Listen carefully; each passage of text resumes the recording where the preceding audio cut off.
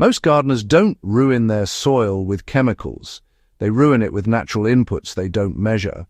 And, wood ash is one of the biggest offenders. I've seen productive raised beds stall for a full season because someone dumped fireplace ash across the surface, thinking it was free fertilizer. Within just a few weeks, pH spiked, calcium overwhelmed magnesium, iron locked out, and crops started yellowing, even though nutrients were technically present. Wood ash is powerful. That's exactly why it's dangerous when used casually. If you care about real results and you want to avoid expensive soil corrections later, subscribe to the channel now. This is the kind of practical soil management we focus on here. No myths, no gardening folklore, just what actually works. The real mistake is treating wood ash like compost. Compost is forgiving, wood ash is not. Compost adds organic matter and slow-release nutrients. Wood ash is a concentrated mineral amendment. It behaves more like agricultural lime than fertilizer, and that's the first thing most gardeners misunderstand. Wood ash typically has a pH between 9 and 13. It's rich in calcium carbonate and potassium carbonate. It contains trace minerals, but it contains zero nitrogen. When you scatter it thickly over a bed, especially if the soil is already near neutral, you're not feeding your plants. You're altering soil chemistry. In one of my 4x8 raised beds, I tested this deliberately. The soil started at pH 6.3. I applied about 2 gallons of loose ash over the surface and lightly raked it in. Within 3 weeks, soil pH climbed to 7.5. Lettuce slowed. Spinach struggled.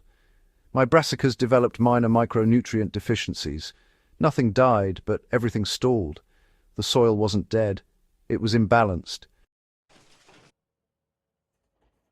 The second mistake is not testing before applying. Most gardeners apply ash seasonally without testing pH. That's backwards.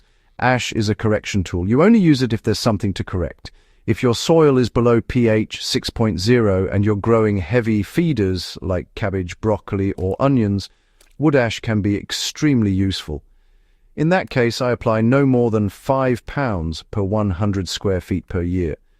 For a standard 4x8 raised bed, that's roughly half a pound. Not a bucket, half a pound. I weigh it every time. If the soil is already 6.5 or higher, I don't apply ash at all. At 6.8 to 7.0, most vegetables are already in their optimal zone. Raising it further does more harm than good. And here's where serious growers separate themselves from casual gardeners. You monitor, you adjust, you observe, you don't guess.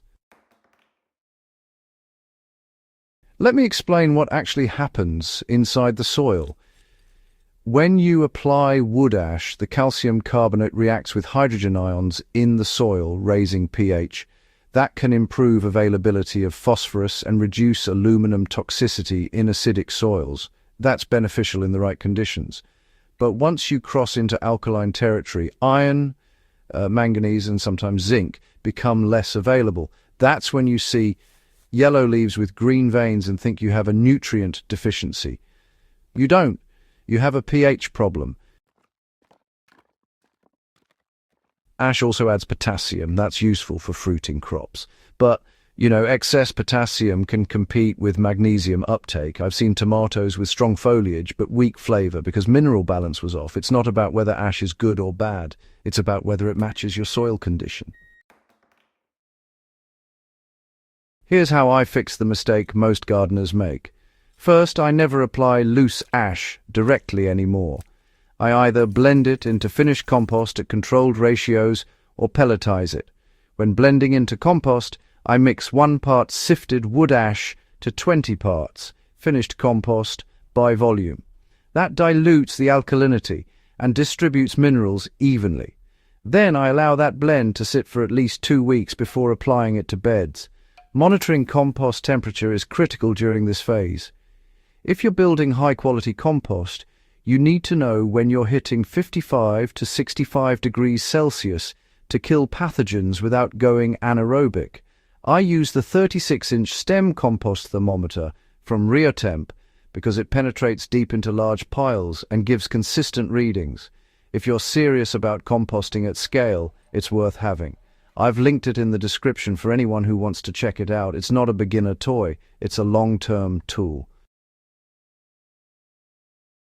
Second, when I apply ash directly to soil, I incorporate it lightly into the top 2 inches and water immediately. Never leave it sitting dry on the surface where wind can move it and rain can concentrate it unevenly. Third, I apply in early spring or late fall, not mid-season. Applying ash around actively growing plants increases the risk of localized root stress. Let's talk about raised beds specifically. Raised beds are more sensitive to ash because they have limited soil volume. You're not dealing with open field dilution. A small miscalculation has amplified effects. In a 32 square foot bed, half a pound per year is my ceiling, unless a soil test shows strong acidity below 5.8. I split that into 2 quarter-pound applications, spring and fall. If you've already over-applied and your pH is too high, the correction isn't instant. You can lower pH gradually by incorporating elemental sulfur at labeled rates or by increasing organic matter with acidic compost inputs like pine needle compost. But the real solution is prevention. What about hydroponics? Don't use wood ash in hydroponics, not directly. I experimented once with creating a filtered ash extract. 1 pound of ash soaked in 5 gallons of water for 48 hours. Then filtered and diluted 1 to 20 before testing in a small non-circulating setup. The pH volatility was extreme. Even minor concentration changes caused nutrient lockout. Hydroponics is chemistry under a microscope. Soil has buffering capacity. Water systems do not. If you're running hydro, stick to balanced nutrient formulas and precise pH management. Ash belongs in soil systems. Another myth that needs to be corrected. Some gardeners believe ash deters pests or prevents blossom end rot. It can contribute calcium, yes, but blossom end rot is usually a water regulation issue, not simply calcium deficiency.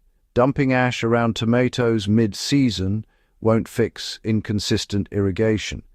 And using ash as a slug deterrent works until the first rain. Then it dissolves and shifts soil chemistry instead. We need to stop treating ash as a magic powder.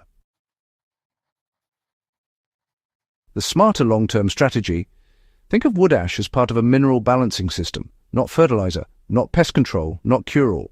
I integrate ash into a rotation that includes cover crops, compost, and periodic soil testing.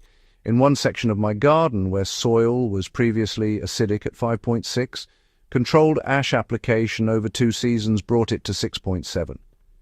Yields improved, stem strength increased, and brassicas developed denser heads. But in another bed that was already neutral, withholding ash preserved micronutrient availability and prevented unnecessary correction later. The difference was measurement and restraint. If you remember one thing, remember this. The wood-ash mistake most gardeners make is assuming natural equals harmless. It doesn't.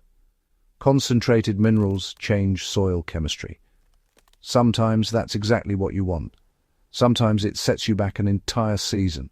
Measure your soil, weigh your inputs, apply intentionally. That's how you grow consistently better food instead of chasing problems after they show up. If this kind of grounded, field-tested information helps you refine your garden instead of guessing your way through it, subscribe to the channel and share this video with someone who burns wood and thinks ash is automatically fertilizer. The more we treat soil like a system instead of a dumping ground, the better our harvests get year after year.